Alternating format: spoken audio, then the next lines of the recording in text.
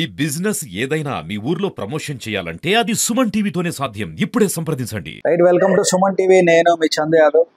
కూటమి ప్రభుత్వం వచ్చిన తర్వాత మత్తు పదార్థాలకు సంబంధించి ఎన్ని చర్యలు చేపడుతున్నా కూడా అక్రమ మార్గాల ద్వారా అది అందిన వారికి అందుతూనే ఉన్నాయి. ఆ విధంగా యువత అంతా కూడా మత్తులో జోగుతూ ఉంది. పోలీస్ వ్యవస్థ ఎన్ని చర్యలు చేపడుతున్నా కూడా అక్కడక్కడ కొన్ని అసాంఘిక కార్యకలాపాలు వెలుగు చూస్తున్నాయి.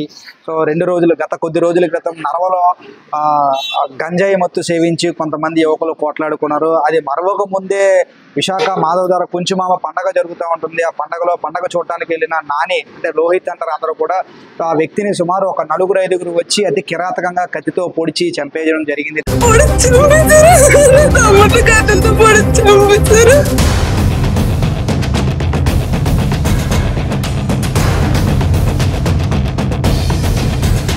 10 కత్తిపోట్లు కిడ్నీల్లో దిగిపోయినాయి, గుండెల్లో దిగిపోయినాయి.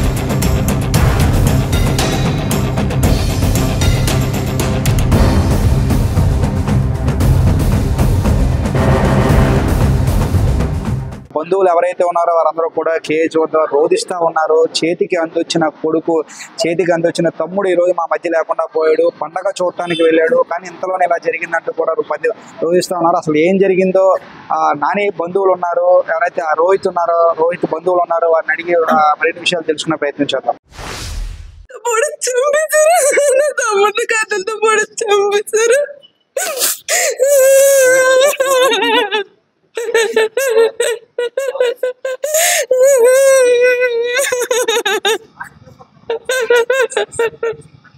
పండగలోకి వెళ్ళిన తర్వాత జరిగిందమ్మా.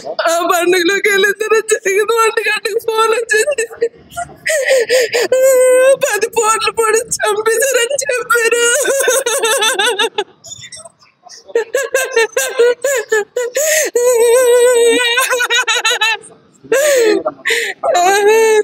అదేం తెలియదండి. మా పిన్ని 1 గంటకు ఫోన్ చేసి చెప్పింది, ఇలా బాబుకి పొడిస్తారు రండి అనేసి.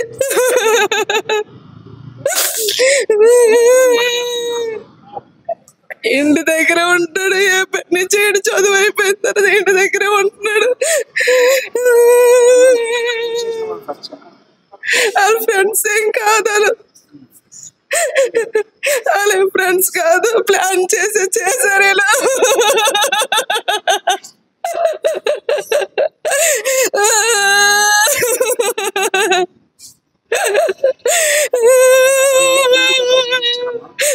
కంప్లైంట్ ఇస్తారంట.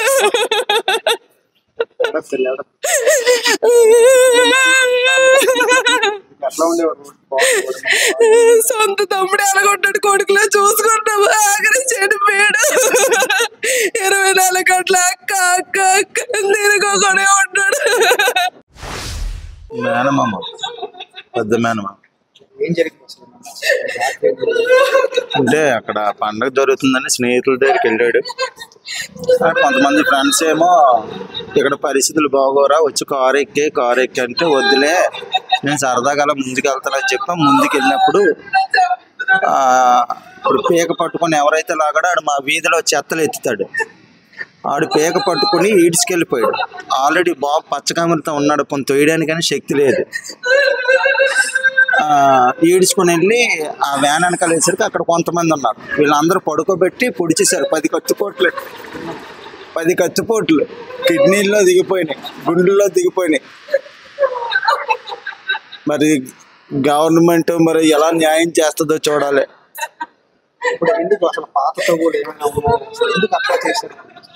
మరి ఆ సంగతి నాకు తెలియదు. ఇప్పుడు ఎవరైతే పీక పట్టుకుని ఈడ్చుకుని వెళ్ళడానికి అన్నం లేకపోతే ఈడే తీసుకెళ్ళి అన్నం అది పెట్టేవాడంట. భోజనాలు అక్కడ కుర్రోళ్ళందరూ చెప్తున్నాడు. ఈ నాయని కూడా ఎవరైనా తిరగబడతా తప్ప స్వతహాగా వెళ్ళి గొడవలు పెట్టడు. ఆ రకంగా గొడవలు వచ్చాయి. ఆడు పీక పట్టుకుని ఈడ్చుకెళ్ళిపోయాడు. ఆడికి ఎన్నోసార్లు తిండి లేకపోతే ఇప్పుడు చనిపోయినోడే తిండి పెట్టాడు. కనీసం వాడి విశ్వాసం లేకుండా కూడా అలా చేశాడు అని చెప్పి వాళ్ళ స్నేహితులందరూ చెప్తున్నారు. వీళ్ళు ఇప్పుడు ఎవరైతే చంపేశారో బ్యాక్ పట్టుకుని సీసీ ఫుటేజ్ వచ్చింది బయటకి, పట్టుకొని తీసుకెళ్ళిన తర్వాత పడుకోబెట్టి, కారు కాదు అది వ్యాన్ ఏదో ఉంది అక్కడ, ఆ వ్యాన్ దగ్గర పడుకోబెట్టి పొడిచేశారు. కిడ్నీల్లో దిగిపోయినాయి, గుండెలో దిగిపోయింది. ఆ రెండిట్లో అవ్వకపోతే సన్నంగా ఉన్న కొద్దిగా మ్యాన్ పవర్ ఉన్న వ్యక్తి ఆ అబ్బాయి లేచి ఉన్నాం, కానీ అసలు పార్టీలోకి అది కత్తి తగలడం వల్ల తెల్లవారు 5 గంటల వరకు కూడా కొట్టుకున్నాడు. గింజుకొని 5 గంటలప్పుడు చనిపోయాడు. ఆ పిల్లల్ని ఎత్తుకొని పెంచిన పిల్లలు ఇప్పుడు 20 సంవత్సరాలండి. 20 సంవత్సరాలు. తండ్రి ప్రేమ లేదు, తల్లి అంటే ఏదో అలగలగుండాలు పెంచుకొచ్చింది. ఎవరి ప్రేమ బాబుకు లేదండి. అలాంటి పరిస్థితులు చనిపోతున్నప్పుడు కూడా ఎవరు లేని అనాథలేగా చనిపోయాడు. అంతమంది స్నేహితులు ఉన్నారు. చనిపోయిన తర్వాత ఇక్కడికి వచ్చిన తర్వాత 100 మంది స్నేహితులు వచ్చారు మళ్ళీ హాస్పిటల్ దగ్గరికి. పొడుస్తున్నప్పుడు ఎవరు లేరు. ఇది జరుగుతున్నప్పుడు తాగేసి ఉండాలి. గంజాయిలో తాగుతారంటారు వాళ్ళందరూ. మరి విన్నాను కానీ నేను ఎప్పుడూ చూడలేదు. గంజాయిలో అలాంటివన్నీ తాగుతారు, మందది అన్నట్టు విన్నాము. అన్నం పెట్టాడు, ఎవరైతే ఆ మెడ మీద చేయి వేసి తీసుకెళ్లారో వాడికి చాలా రోజులు అన్నం పెట్టాడు నాని. కానీ వాడు అత్యంత కిరాతకంగా అన్నం పెట్టాడనే విశ్వాసం కూడా లేకుండా తన మెడ మీద చేయి వేసుకొని తీసుకెళ్లి ఒక వ్యాన్ ఎరక్కి తీసుకెళ్లి సుమారు 5 నుంచి 10 మంది కత్తితో పొడిచి చంపేశారు. చివరి క్షణం వరకు తను పోరాడుతూనే ఉన్నాడు. కానీ ఈ రోజు తెల్లవారు 5 గంటల సమయంలో హాస్పిటల్లో మరణించాడు. సో దీనిపైన పోలీసులు ఎవరైతే ఉన్నారో ఇప్పటికే ఒక నలుగురిని అరెస్ట్ చేసినట్టయితే తాజా సమాచారం. ఇంకా దీని వెనక చాలా మంది ఉన్నారు. వారందరినీ కూడా అరెస్ట్ చేసి నాని కుటుంబానికి తగు న్యాయం చేస్తారని కోరుకున్నాం. అదేవిధంగా కూటమి ప్రభుత్వం కూడా ఇటువంటి చర్యలు జరగకుండా మరిన్ని రక్షణ చర్యలు చేపట్టాలని అందరితో పాటు మనం కూడా కోరుకుందాం. చూస్తూనే ఉండండి సుమన్ టీవీ. వీడియో జర్నలిస్ట్ రవితేజతో చందు, సుమన్ టీవీ, విశాఖపట్నం.